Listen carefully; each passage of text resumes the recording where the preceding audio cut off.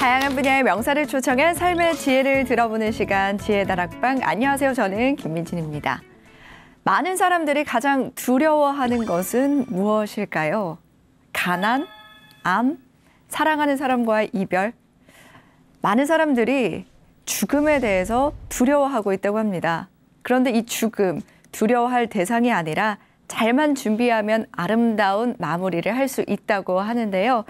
어떤 이유에서인지 15년째 죽음학에 대해서 강연을 하고 계신 분을 모셨습니다. 죽음학 전문가 정현채 서울의대 명예교수님 모시겠습니다. 큰 박수 부탁드립니다. 안녕하세요. 네, 교수님 안녕하세요. 네, 안녕하세요. 저희 시청자 여러분들께 소개 좀 부탁드리겠습니다.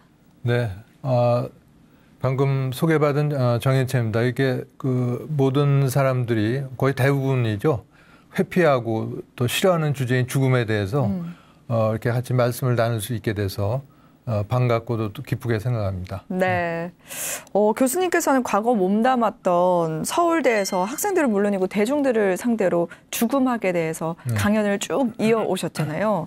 이렇게 죽음에 관심을 갖고 강의를 하게 된 계기가 좀 궁금합니다. 네, 계기는 제가 특별한 일이 있었던 건 아닌데, 그러니까 한 15년 전쯤 되죠. 제가 이제 50을 바라보는 나이에 어느 날 갑자기 궁금증이 들었는데 그게 뭐냐면 내가 죽으면 어떻게 되는지에 대한 궁금증이 들었습니다. 근데 그 시점이 제가 내과 의사로서 한 20년 이상 환자분들한테 말기암 통보도 하고 또 임종도 지켜보고 했는데도 그런 일들은 다 그 생물학적 죽음에 관한 내용이기 때문에 제가 가진 궁금증에 대한 해답을 찾을 수가 없었던 거죠. 그래서 공포나 두려움도 많이 느끼고 심지어는 불면증까지 오기 시작을 했는데 그때 마침 그 아내가 사다 준 사후생이라는 책이 있었습니다. 이따 강의에서도 또 소개가 되겠지만은 이 책은 스위스에서 태어나서 미국에서 활동했던 정신과 의사 엘자베스 키블러 로스 박사가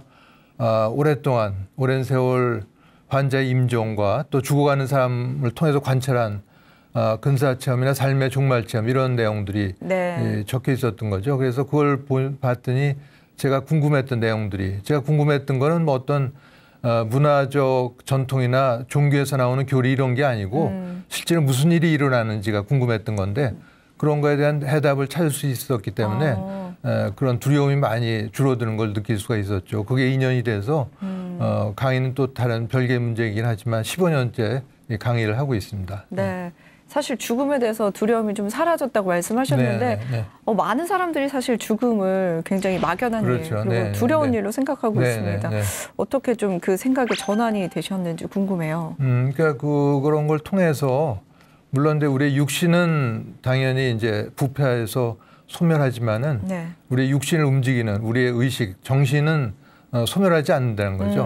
그러니까 이따 강의에서도 나오겠지만 죽음은 소멸이 아니고 옮겨갑니다.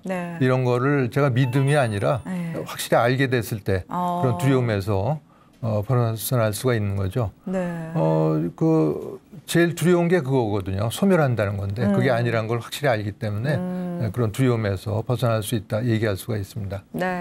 죽음을 막연히 두려워할 필요는 없다라는 말씀이신데 제가 알기로는 교수님께서 과거에 방광암 진단을 받으신 적이 있다고 했는데 지금은 건강 상태를 좀 많이 회복하셨나요? 지금 한 3년 됐죠. 3년 됐는데 어떤 분들은 제가 암 진단을 받고 나서 죽음에 대해서 관심을 가진 것처럼 생각하는 분들이 있는데 그게 아니고 10여 년간 죽음에 대해서 천착을 하다가 암 진단을 받게 된 거죠. 그래서 오히려 저한테는 더 좋은 기회가 된 게 그동안 10여 년 동안 해온 강의가 정말 맞는지를 확인할 수 있는 좋은 기회도 됐고 또 제가 건강한 사람이 이런 거 얘기하면 아마 그 암 진단을 받았거나 여러 가지 질병으로 투병하신 분들은 그렇게 생각할 수가 있어요. 건강한 사람이 뭘 알겠나 아픈 사람의 심정을. 그런데 저도 이제 제가 중견이라는 말을 붙이는데 중견 암 환자가 돼서 됐기 때문에 이제 그런 분들하고 동병상련의 감정 속에서 얘기를 하니까 이제 좀 더 듣는 분들도 그런 걸 좀 실감나게 받아들일 수가 있다 얘기할 수가 있습니다. 또 실제 체험으로 받아들인 또 그런 과정이다 보니까 더 실감나게 들으실 것 같습니다. 교수님께서 2007년에 처음 시작한 죽음학 강의가 이제 올해로 15년 차 됐는데 곧 600회가 다음 달에 한 600회쯤 되죠. 어머, 엄청난 많은 강연을 하신 거네요. 그래서 오늘 강연도 굉장히 많이 기대가 되는데 정현채 교수님의 지혜 다락방에서 보여주실 첫 강연 기대가 많이 됩니다. 함께 박수로 청해 듣도록 하겠습니다. 큰 박수 부탁드립니다. 제목에 있는 저건데요. 사람이 죽으면 어떻게 되는가. 가는 과정의 의미를 좀 더 새기고 종착역도 어렴풋이나마 짐작을 하고 들어갔으면 싶어서 자, 죽음은 다 이렇게 듣는 것도 싫어하고 보는 거, 입 밖에 내기도 싫어하죠. 신랑 신부가 서로 얼굴 모른 채 부모에 의해서, 양가 부모에 의해서 결혼이 결정되는 일이 있었는데 그 몰라서 불안감을 갖고 있는 신랑의 얼굴 같은 거 아니겠는가. 이렇게 죽음은 끝이 아니고 다른 차원에 가는 분이다. 이런 자, 근사체험은 다른 말로는 임사체험이라고도 하고 영어로는 이제 Near Death Experience라고 얘기를 하는데 이건 뭐냐면 터널을 통과하고 빛을 보고 죽은 가족을 만나고 근데 이런 얘기를 병원에 얘기하면은 머리가 이상한 사람 취급을 받게 되고 상당히 많은 수에서 하는 어떻게 보면 몸이 절체절명의 순간에 이르렀을 때 이런 체험을 한다는 거를.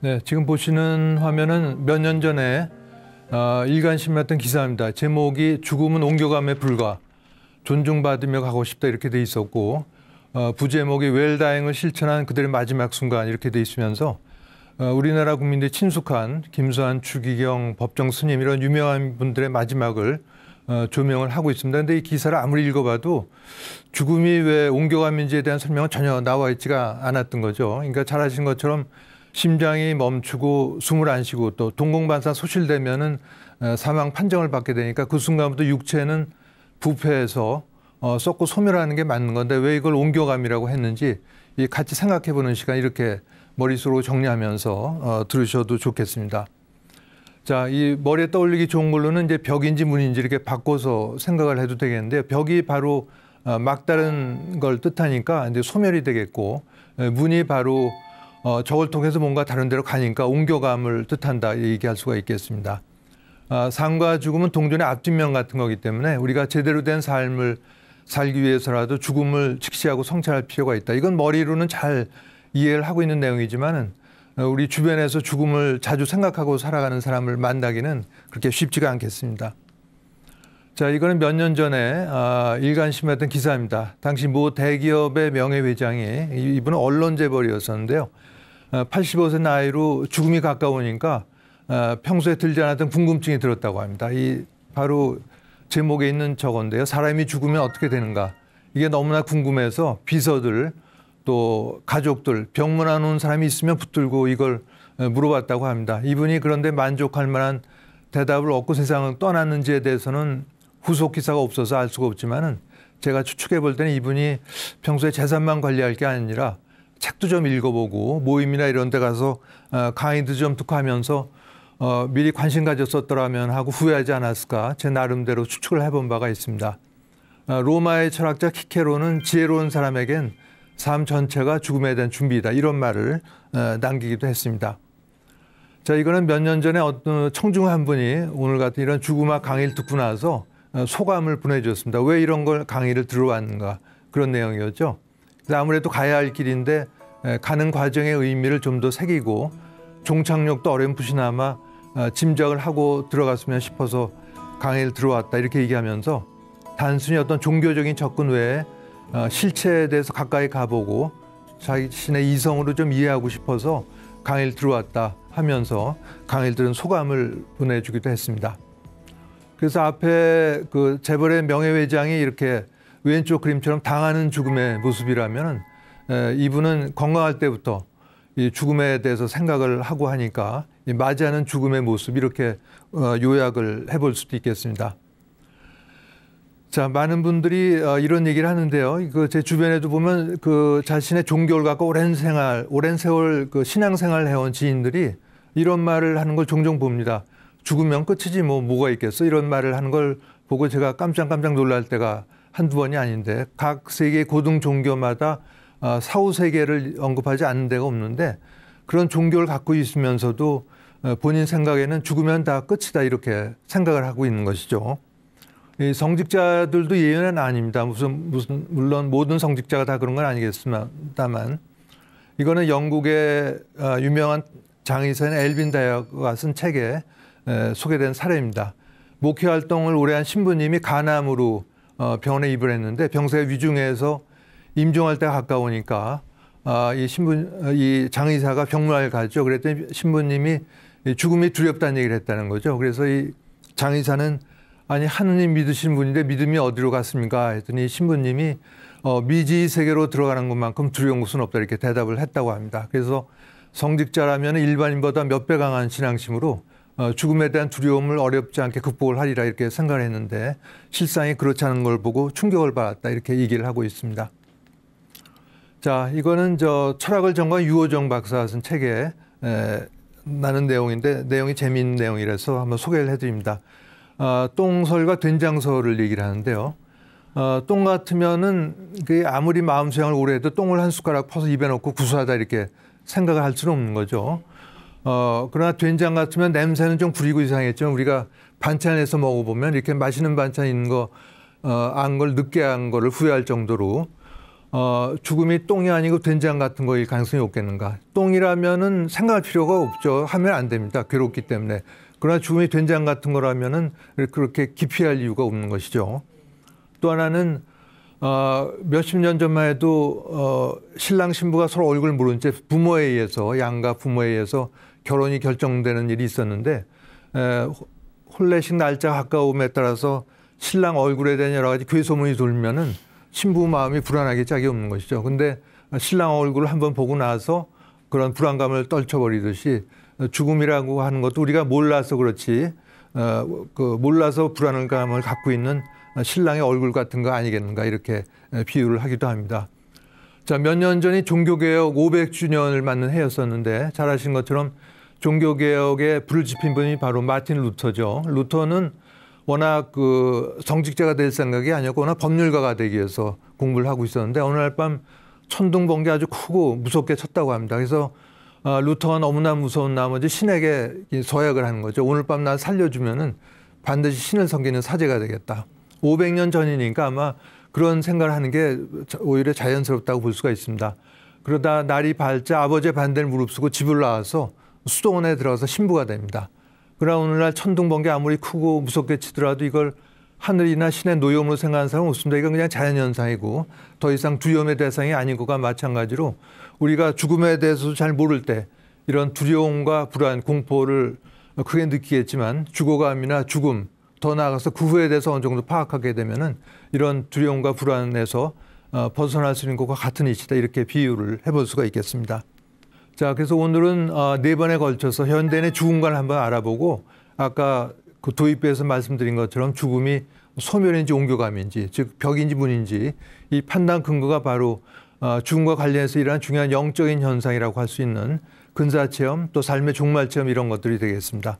끝으로 훌륭한 마무리의 순으로 알아볼 텐데 자, 죽음은 다 이렇게 듣는 것도 싫어하고 보는 거 입 밖에 내기도 싫어하죠. 그래서 누가 대화 중에 죽음이란 단어를 꺼내면은 재수없는 얘기한다고 얘기 꺼낸 사람을 연박주고 그런 건 아마 경험을 해보셨을 겁니다.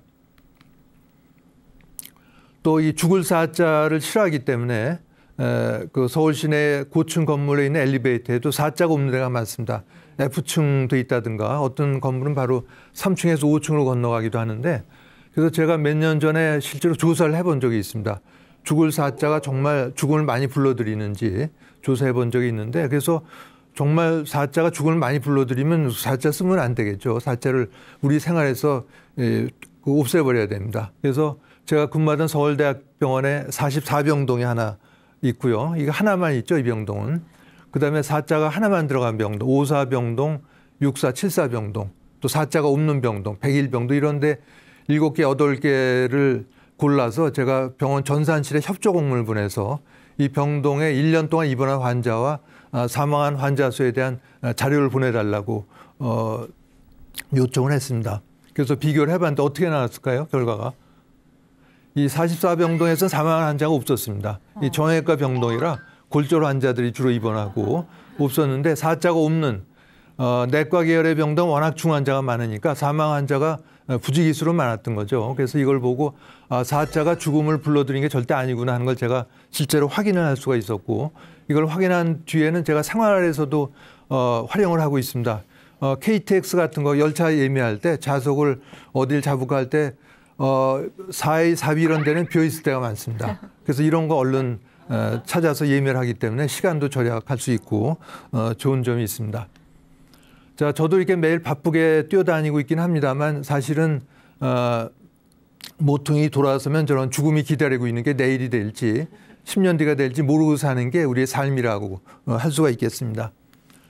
자, 이 사진은 3년 반 전에 거의 이제 4년이 돼가지고 경부고속도로에서 일어났던 사건입니다. 이때만이 아니고 지금도 아마 이런 사건이 이 순간에도 일어날 수 있을 가능성이 많은데 고속도로를 운전하고 하던 얌전하게 운전하던 어떤 운전자 부부의 차를 뒤에서 졸음운전하던 기사가 몰던 버스가 덮치는 바람에 운전자 부부가 즉사했다는 기사였습니다. 차가 아마 이 모양으로 우그러졌으니까 살아나기 힘들었을 텐데 그래서 저런 걸 보면은 저런 일이 나한테 일어날 수도 있겠다. 이걸 머리로는 다 생각을 하죠. 근데 이게 내일 될지 10년 뒤나 6개월 뒤가 될지 이걸 모르고 사는 게 우리의 삶, 또 죽음에 있어서의 예측 불허성이라고 할 수가 있겠습니다. 이 상황이 이럴진 데는 사실은 건강할 때 병이 없을 때 유언장 이런 걸 쓰고 사전 연명 의료 의향서 이런 걸 써봐야 되는데 건강할 때 이런 거 얘기 꺼내면 아주 싫어하죠. 재수없는 얘기한다고. 예, 그만큼 무관심하고 외면 혐오의 감정이 짙기 때문에 이런 반응을 보이는데 그러다가 본인이 암, 더 나아가서 말기암 진단이라도 받게 되면 이런 얘기 이제 못 꺼내게 됩니다. 이런 얘기 꺼냈다가 나보고 죽으라는 얘기냐 이런 반응이 돌아오니까 정말 필요한 얘기를 꺼내지 못하게 되는 거죠. 그래서 어느 종교학자는 우리나라 사람 대부분이 죽음에 대해서 완전히 방치가 돼 있다가 죽음이 닥치면 벌렁 낮아빠진다 이런 말을 하는데 아주 적절한 표현이라고 생각합니다. 자, 이거는 제가 근무하던 그 병원의 내시경센터 간호사 한 분이 저에게 해준 내용입니다. 이 그 대학 동창이 5년 전에 유방암으로 이제 수술도 받고 잘 지내는데 다시 최근 재발이 돼서 다시 수술하고 항암 치료를 받는다는 거죠. 그래서 이 친구한테 이 간호사 이분은 자기가 공부한 대로 우리 모두는 죽음을 맞이하지만은 죽음이 소멸이 아니고 또 하나의 새로운 삶이다. 이런 걸 얘기하고 싶지만은 이 동창은 너무나 치료를 열심히 하면서 삶에 대한 애착이 강하기 때문에 이런 말을 꺼낼 수가 없어서 정말 도움이 되는 말인데 참 애를 먹는다 이런 애로사항을 저한테 전해주기도 했습니다. 이 그림은 1891년에 의사라는 그림인데요. 이 그림은 유래가 있습니다. 이 런던에 테이트 미술관이 있는데 이 테이트 미술관은 영국의 귀족이었던 헨리 테이트 경이 평소 모은 미술품을 영국 정부에 기증함으로써 세워진 게 테이트 미술관이죠. 헨리 테이트 경은 이 필즈라는 이 화가가 재능이 뛰어난 걸 보고 그림을 주문을 하게 됩니다. 근데 보통 때 그림은 어떤 성경이나 역사 또는 신화의 한 장면을 그려달라 이렇게 부탁을 하는 게 보통인데 헨리 테이트 경은 이때 특별한 주문을 합니다. 당신이 살아오면서 가장 감동적인 순간을 그려달라 이런 부탁을 하죠. 그래서 필즈 화가는 실제로 몇 년 전 크리스마스 전날 세상을 떠난 자기 아들을 떠올리면서 그림을 그리게 됩니다. 이 가운 중앙에 있는 게 서너 살 정도 사내아이가 호흡곤란과 고열에 시달리면서 누워있는 걸 볼 수가 있고 뒤에 바로 필즈 화가 자신이죠. 그리고 옆에 머리를 파묻고 흐느끼고 있는 아이의 엄마 이렇게 보이고 바로 옆에 턱을 괴고 있는 사람이 왕진원 의사입니다. 구스타프 머레이라는 실존 인물이었는데 불과 130년 전인데도 불구하고 아무것도 해줄 수 있는 게 없었던 거죠. 지금 같으면 뭐 산소 치료 또 인공호흡기나 항생제 이런 걸 치료해서 충분히 살릴 수가 있었을 텐데 불과 130년 전만 해도 그런 치료법이 없어서 왕진원 의사 해줄 수 있는 게 턱을 괴고 앉아서 밤새 같이 지켜주는 것밖에 없었던 거죠. 이걸 이 화가는 자신의 살아오면서 가장 감동적인 순간으로 그린 바가 있습니다. 자, 이 죽음을 바라보는 사회적 시각이 어떻게 변화한 거를 이 한 장의 슬라이드로 말씀을 드릴 수가 있는데, 왼쪽이 바로 1951년에 유진 스미스라는 미국의 사진작가가 찍은 장례식 전야라는 작품입니다. 그건 뭐 연출한 게 아니고 있는 그대로를 찍었는데, 스페인에서 한 마을 노인이 가족과 지인들이 지켜보는 가운데 임종을 맞고 있는 장면을 보여주고 있습니다. 이건 아마 70년 전이면 스페인만 그런 게 아니라 우리나라를 비롯해서 전 세계가 아마 비슷한 상황이었을 것입니다. 대부분 집에서 죽음을 맞이했고 죽음이 일상사에 포함되어 있었고 또 손자, 손녀가 할아버지, 할머니 돌아가신 걸 다 봤기 때문에 가족 구성원이 마지막 삶을 보살피는 분위기였다, 이렇게 얘기할 수가 있겠습니다. 그러다 오른쪽으로 바뀐 게 최근의 모습이죠. 말기암 환자가 의식이 나빠지면 다 이렇게 중환자실에 들어간다. 기도 삭감을 하고 인공호흡기 연결하고, 그래서 가족과 격리된 채 새벽 2시쯤 혼자 세상을 떠나는 게 많은 현대인들의 임종의 모습이라고 얘기할 수가 있겠습니다. 이렇게 된 데는 20세기 과학이 발달하고 오히려 생명 연장 의료기술이 발전하게 된 데 많은 원인이 있다는 건 상당히 아이러니한 일이다, 이렇게 얘기할 수가 있겠습니다. 이런 분위기하고 맞물려서 의료진도 죽음이라고 하는 게 삶을 마무리하는 하나의 과정이라기보다는 치료의 실패나 의료의 패배로 보는 경향이 짙어지게 됐다, 이렇게 드릴 수가 있는 거죠. 바로 이러한 그 분위기의 변화 때문에 살 날이 한 달도 안 남은 환자가 끝까지 항암 치료를 고집하고 이런 일들이 아직도 일어나고 있다, 얘기할 수가 있습니다. 자, 죽음이 뭐냐 물어보면 많은 분들이 이렇게 잘 있다가 이런 건물이나 또 집안에 갑자기 정전되면서 그냥 깜깜해지는 거 아니겠는가, 이렇게 얘기하는 분들이 의외로 많습니다. 우리 주변에도. 10여 년 전에 우리나라에서 상영했던 이 굿바이라는 영화의 마지막 후반부 장면인데요. 이 노인이 나오는데 이분은 문지기로서 수십 년 동안 많은 사람을 배웅한, 즉 화장한 노인 직원이죠. 이 장면에서는 지인의 어머니가 사망을 하자 시신을 화장로에 넣고 화장을 하면서 자기의 체험을 얘기합니다. 죽음은 끝이 아니고 다른 차원에 가는 문이다, 이런 자기의 체험을 얘기를 해주죠. 이렇게 화장장에서 수십 년 동안 많은 사람을 배웅한 이 노인 직원이 체득한 것처럼 죽음은 열린 문이고 다른 차원의 이동이다, 이렇게 볼 수 있는 죽음관이 있겠습니다. 자, 인류에게 집단 무의식의 개념을 알려준 분이 저 아래에 있는 칼 구스타브 융이죠. 스위스의 정신과 의사인, 프로이드와 더불어서 정신의학계 양대 산맥이라고 할 수가 있는데, 융은 그 수제자였던 폰 프란스 여사 입을 통해서 이렇게 얘기합니다. 이분은 주로 죽어가는 삶의 꿈을 집중적으로 분석을 해서 어떤 결론을 얻었냐면 죽음은 사라지는 게 아니고 알 수 없는 세계로 가는 것이다, 이런 말을 남겼고, 융 자신도 생전에 썼던 편지에서 보면 죽음의 저편에서 일하는 일은 말할 수 없이 위대하기 때문에 우리의 상상이나 감정이 제대로 파악하기조차 어렵다, 이런 의학을 전공한 이런 의학자들이 이런 얘기를 했던 것이죠. 이런 얘기를 의료 현장에서 했던 거는 아까 서두에서 잠깐 말씀드렸던 엘리자베스 큐블로 로스 박사입니다. 로스 박사는 스위스에서 태어나서 미국에서 활동했던 정신과 의사인데, 특이하게도 어린애들의 임종을 많이 지켜봤습니다. 그러니까 예를 들어서 백혈병으로 죽어가는 5살짜리 어린이 환자를 찾아갈 때 이렇게 고치벌레 형태로 된 헝겊 인형을 갖고 다녔는데, 인형을 뒤집으면은 아름다운 날개가 달린 나비로 변하는 이런 인형을 죽어가는 애들한테 보여주면서 인간의 육신은 영원 불멸에 잘 둘러싼 껍질이기 때문에 죽음은 존재하지 않는다, 다만 다른 차원의 이동일 뿐이다, 이런 얘기를 하면서 죽어가는 애들을 위로를 했다고 합니다. 그래서 이 고치벌레로 표현되는 것이 바로 병들고 낡은 인간의 육신이라고 할 수가 있겠죠. 이 나비, 아름다운 날개 달린 나비가 바로 육체로부터 분리되는, 즉 우리말 의식체라고도 할 수가 있고, 영어로는 스피릿, 소울, 이렇게 이해할 수가 있겠는데, 완전히 날아가 버리는 게 이제 죽음이 되겠고, 불완전하게 분리됐다가 다시 돌아오는 게 오늘 소개해드릴 근사체험, 이렇게 얘기 드릴 수가 있습니다. 자, 로스 박사는 생전에 700번이 되는 죽음에 대한 강의를 했는데 2004년에 세상을 떠났죠. 그래서 전 세계적으로는 죽음, 또 죽어감, 즉 죽음학의 효시라고 알려져 있는데, 우리나라에서는 이분이 쓴 인생 수업, 상실 수업이란 책으로 잘 알려져 있습니다. 타임지가 선정한 20세기 100대 사상가의 한 사람으로 선정되기도 한 바가 있었는데요. 아까 소개해드린 데 이분이 쓴 사후사행이라는 책이 제가 갖고 있던 죽음에 대한 불안과 두려움을 줄여주는 데 크게 공헌을 한 책이라고 할 수가 있습니다. 이 책에 보면은 임종을 앞둔 죽음을 앞둔 환자에서 관찰한 삶의 종말 체험이나 근사 체험 이런 거에 대한 기록이 많이 있는데 이 로스 박사는 이렇게 얘기합니다. 자기가 수십 년 동안 관찰해 봤더니 이런 체험들이 환자의 인종이라든가 연령 또 성별 종교가 있는지 없는지 종교의 종류가 뭔지에 무관하다는 거죠. 그러니까 종교가 있다고 더 많이 관찰되고 그런 게 아니다 이렇게 얘기를 합니다. 자, 수천 년 동안 죽음 또 그 후에 대해서 궁금해온 인류에게 뭐 다는 아니지만 이렇게 열쇠 구멍을 통해서 안을 조금 들여다볼 정도로 우리가 알게 된 게 이제 소개해드릴 그 근사 체험이 되겠습니다.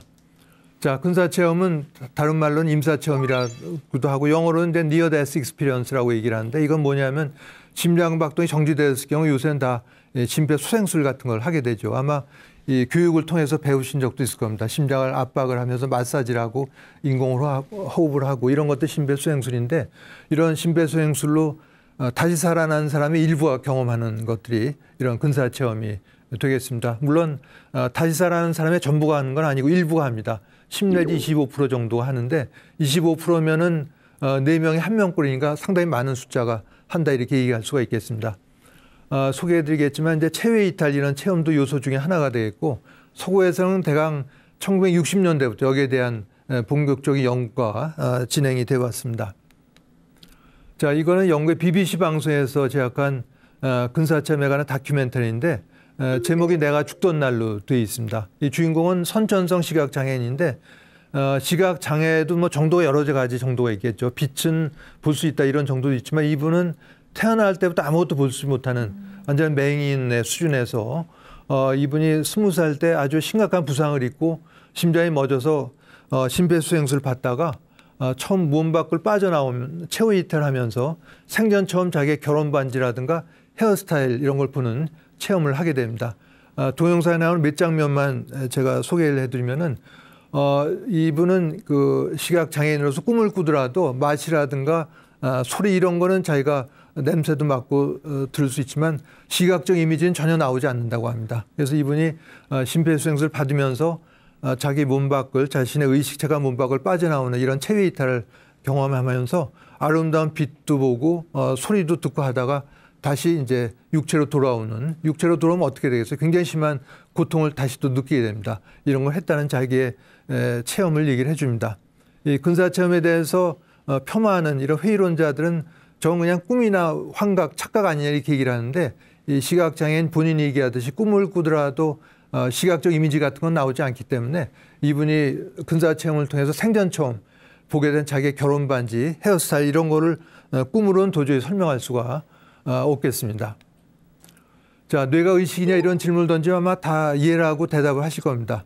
아마 저도 15년 전이면 똑같이 대답을 했을 텐데 왜냐하면 심장이 멎으면은 뇌로 피가 돌지 않게 되고 그럴 경우에 뇌파가 기록이 되지 않죠. 뇌 활동이 없는 거죠.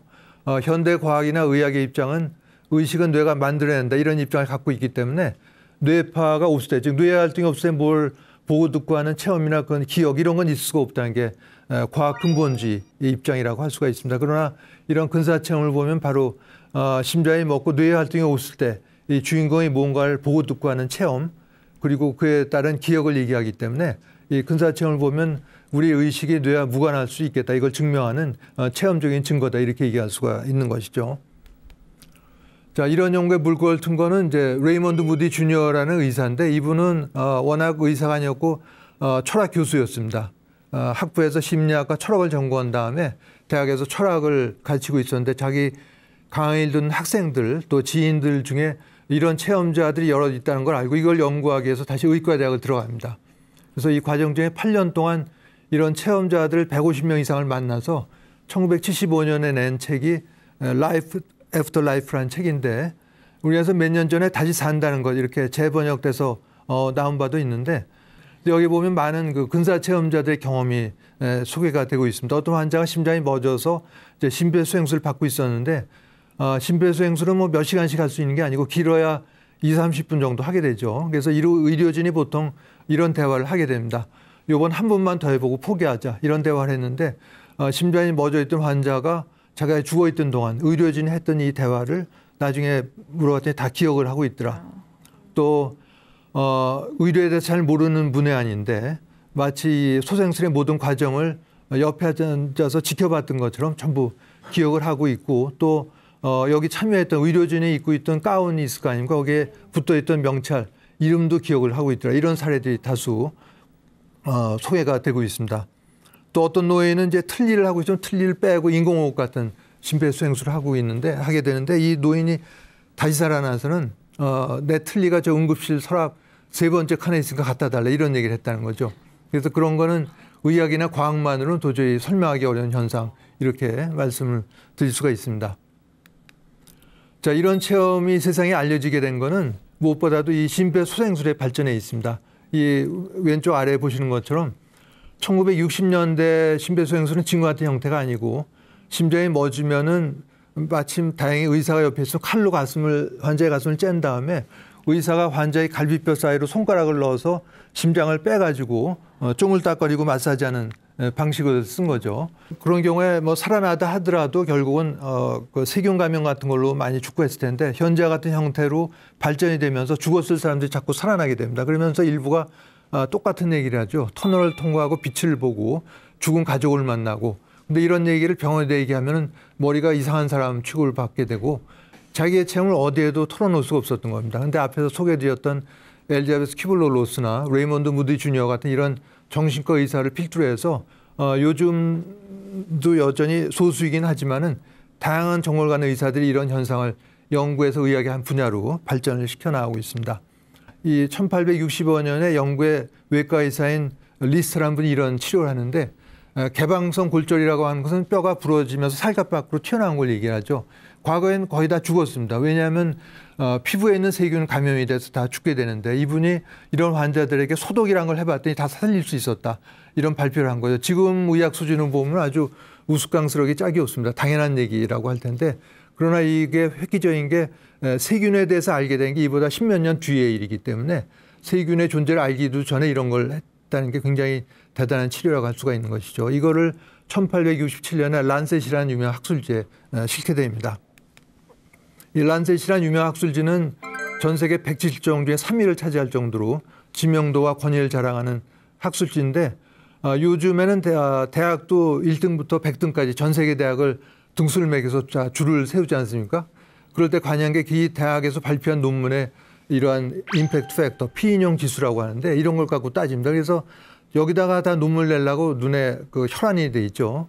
그래서 논문 내기도 굉장히 어렵습니다. 까다로운 심사 이런 걸 다 통과를 해야만 가능한데 여기 2001년도에 네덜란드 10개 병원이 공동 연구해서 344명의 심장이 멎었다가 살아난 사람을 조사를 해봤더니 18%이 60명이 이런 체험을 했다고 보고를 하고 있습니다.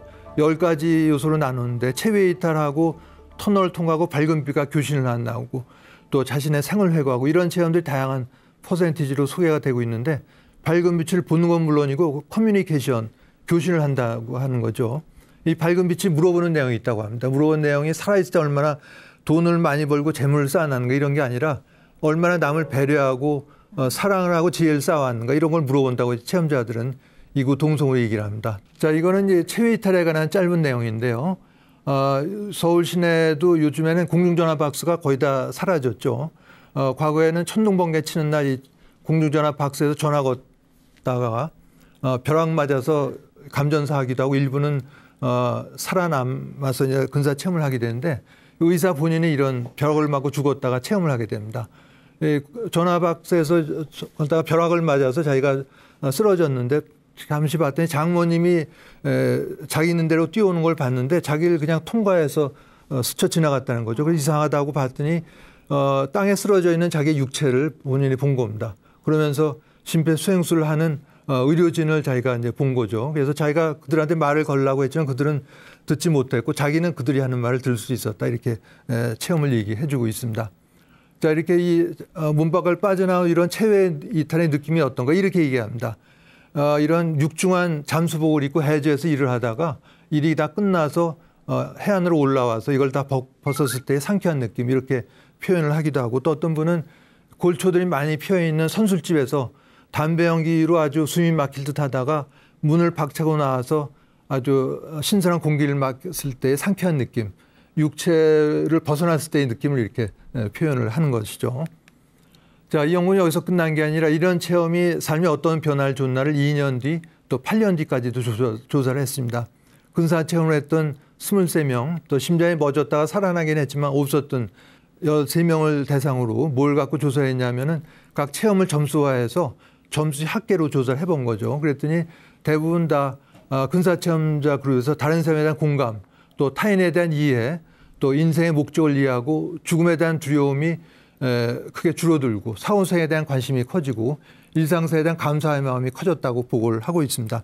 우리들은 이 아래에 있는 것처럼 두 눈으로 보고 두 다리로 걷고 뛰어다니고 아침에 한번 배변하고 이런 걸 당연한 걸로 여기고 살지만 이 체험자들은 이런 일상생에 대한 감사의 마음이 커졌다고 보고를 하고 있습니다. 체험 자체는 몇 분밖에 안 되는 아주 짧은 순간의 체험일 텐데 이런 체험이 체험자의 삶에 8년 뒤까지도 영향을 줄 정도였으니까 아주 삶에 심대한 변화를 줬다 하는 것을 이 연구를 통해서 보실 수가 있습니다. 또 하나 알 수 있는 거는 연구 하나 하는데 10년이 걸린 거죠.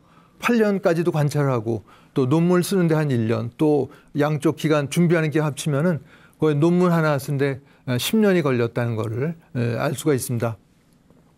그래서 이런 걸 보면은 이런 근사 체험이 특별한 사람이 하는 희귀한 체험이 아니고 상당히 많은 수에서 하는 어떻게 보면 몸이 절체절명의 순간에 이르렀을 때 이런 체험을 한다는 것을 알 수가 있겠습니다. 네, 이것으로서 4번의 예정된 강의 중 첫 번째 강의를 끝내도록 하겠습니다. 네, 교수님 강연 감사합니다. 네, 오늘 강연을 듣고 나니까 죽음이 굉장히 막연하게만 느껴졌는데 조금은 제 삶의 일부가 된 그런 느낌입니다. 그런데 이 죽음학이라는 게 하나의 학문으로 정리가 돼 있는 거라면서요? 그렇죠. 학문이라고 할 수가 있고 어떤 그 비웃는 사람들도 있어요. 죽음이 대나무 죽자의 소리음해서 대나무 소리를 연구하는 학문이 이렇게 비웃는 사람들도 있는데 그 사람들도 죽을 때가 되면 후회가 되겠죠. 그런 비웃고 그런 것들은.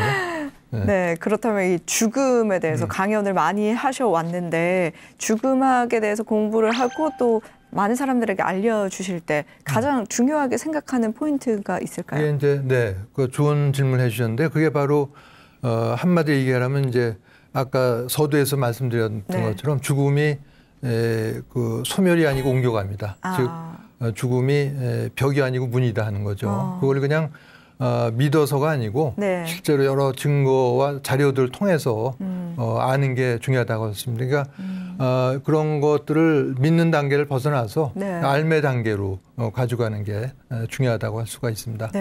그럼 이 죽음에 대해서 우리가 더 많이 알면 알수록 죽음을 대하는 태도 그리고 삶을 살아가는 방법 또한 바뀔 수가 있을까요? 그러면 얼마든지 바뀔 수가 있죠.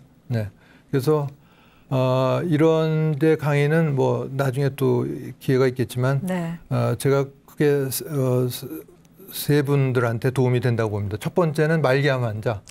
저도 이제 암 환자로서 어느 날 갑자기 또 말기암이 될 수 있는 건데 그럴 경우에 말기암 환자는 가장 큰 공포는 자기가 죽어서 소멸한다. 자기가 육체를 갖고 듣고 보던 모든 게 다 근거가 없어진다는 거죠. 그것처럼 두려운 게 없기 때문에 죽음이 끝이라고 생각하는 사람은 한 시간, 하루라도 더 살려고 하기 때문에 살 수 있는 날이 일주일도 안 되는데 끝까지 어떻게든 중환자실에 가서 인공호흡기 달고 이런 걸 하려고 하는 거죠. 근데 그런 분들이 죽음이 이렇다, 끝이 아니다라는 걸 알기만 해도 그런 죽음을 받아들이는 태도에 큰 아주 좋은 영향을 줄 수가 있습니다. 또 평소에 뭐 죽음을 등한시했던 분들도 임종이 임박했을 때 이런 내용을 뭐 책을 읽든 요새는 오디오 채널 같은 게 많이 있으니까 이런 걸 통해서 들려주는 것만으로도 크게 죽음에 대한 공포를 덜어줄 수 있다는 그런 관찰, 제 경험도 있고요. 두 번째는 이제 자살 문제죠. 자살. 잘 아신 것처럼 우리나라 통계청자료에 하면 우리나라 10대, 20대, 30대 젊은 층의 그 사망원 1위가 자살입니다. 맞습니다. 그 연령 이하 높은 연령은 다 암으로 돼 있고 또 노인 연령층 자살률도 OECD 국가 1위로 돼 있거든요. 그래서 젊은 사람, 나이 든 사람 자살하는 이유가 죽으면 끝이다라는 생각이 깔려 있기 때문에 그런 건데 절대로 끝이 아니다라는 걸 알려주는 게 무엇보다 중요합니다. 그래서 죽음이 끝이 아니기 때문에 자살로 몰고 갔던 어려운 상황이 없어져 있는 게 아니고 그대로 가져가게 되는 거죠. 그리고 육체가 있어야만 그 이해관계를 풀기 위해서 당사자들 만나서 대화도 하고 경우에는 싸우기도 하면서 해결해 나갈 텐데 네. 어려운 상황은 그대로 가져가고 해결도구는 없어 버리니까 더 난감한 상황에 빠진다 이런 걸 알려줘야만 네. 정말 그 효과적인 자살 예방 교육이 이루어질 수가 있습니다. 출산율 낮다고 한탄만 하고 있을 게 아니라 네. 고귀하게 태어난 이 젊은이들이 자살하지 않게 하는 게 무엇보다 중요하다고 할 수가 있죠. 네. 세 번째는 이제 사별이라고 하는 건 특별한 사람만 하는 게 아니고 우리 모두가 다 사별을 맞습니다. 경험하게 되죠. 네. 부모, 형제, 또 배우자, 자식하고 영원히 살 것 같지만 어느 순간에 이르러서는 앞서거니 뒤서거니 하면서 사별을 하게 됩니다. 가족, 또 가족 구성원 중에 누가 세상을 떠나면 슬픔과 당연하지만 지나칠 정도로 몇 년이 지났는데도 아주 또 깊은 슬픔에 빠져서 아무 일도 하지 않고 있다든가 이런 건 좀 비정상적일 수가 있으니까 그런 분들에게 죽음이 사라지는 게 육체는 물론 소멸하고 없어지긴 하지만은 그 육체를 이루고 있던 영혼불멸 자아는 없어진 게 아니고 다만 다른 차원의 이동이다 이런 걸 알려줌으로써 그런 깊은 슬픔에서 좀 빠져나오게 하는데 큰 도움이 되는 거를 알 수가 있습니다. 네. 네. 이 죽음학이라는 게 죽음을 맞이할 사람들의 문제이기도 하지만 우리 모두의 문제이기도 하겠네요. 네네. 잘 지적을 해주셨는데요. 그래서 네. 특별한 사람만 하는 게 아니고 모두가 다 어린이들한테도 네. 죽음 교육을 해야 되는 거죠. 이게 독일 같은 경우에는 초등학교 5학년 때부터 이제 죽음을 가르친다고 하는데 그러니까 그 사람의 죽음보다는 이제 반려동물의 죽음부터 이제 가르치기 시작해서 고등학교 2학년 때 윤리 시간의 주제가 그런 거로 얘기를 합니다. 그러니까 네가 말기암으로 시한부 선고를 받았을 때 어떻게 할 건가에 대해서 각자 토의를 하는 것이죠. 네. 또 일본의 한 고등학교 교사가 뭐 일본도 모든 고등학교 그런 건 아니겠습니다만 1년에 12번을 고등학생들한테 이 죽음에 대한 교육을 했다고 합니다. 그러니까 지금 말씀드린 반려동물의 죽음 또 자살 문제 뭐 사후세계 이런 걸 12번을 교육을 했더니 강의를 포함해서 몇 년 지나서 그 고등학교에 아주 놀라운 사건이 일어났는데 우리나라도 마찬가지지만 고등학교 내에 만연한 교내 폭력 네. 또 집단 따돌림 또 자살 문제 이런 게 30% 이상 줄었다고 그래요. 네. 저런 걸 알면은 함부로 남을 대할 수도 없는 것이죠. 네. 아까 얘기 드린 것처럼 근사체험 때 그런 삶을 돌아보는 그런 회고도 하고 또 빛과의 조우도 하고 이런 것들이 다 일어나는데 사실 저거는 근사체험 때만 하는 게 아니고 네. 조금 더 공부를 해보면 우리가 수명을 다해서 육신을 벗어날 때 똑같이 하게 됩니다. 네. 그래서 체외 이탈해서 슬퍼하는 가족들 바라보면서 이승을 떠나게 되죠. 이런 내용들이 다 좀 더 공부해보면 다 많은 내용이 있기 때문에 특별한 체험 뭐 이런 게 아니고 네. 우리가 다 하게 되는 그런 체험이다 이렇게 얘기할 수가 있습니다. 네, 어찌 보면 죽음에 대해서 좀 더 가까이 다가가는 계기가 아니었나 싶습니다. 다음 주에도 정현주 교수님의 강연 준비되어 있습니다. 많은 기대 부탁드립니다. 오늘 시간은 여기서 마무리하도록 하겠습니다. 함께해 주신 여러분 고맙습니다. 네, 고맙습니다.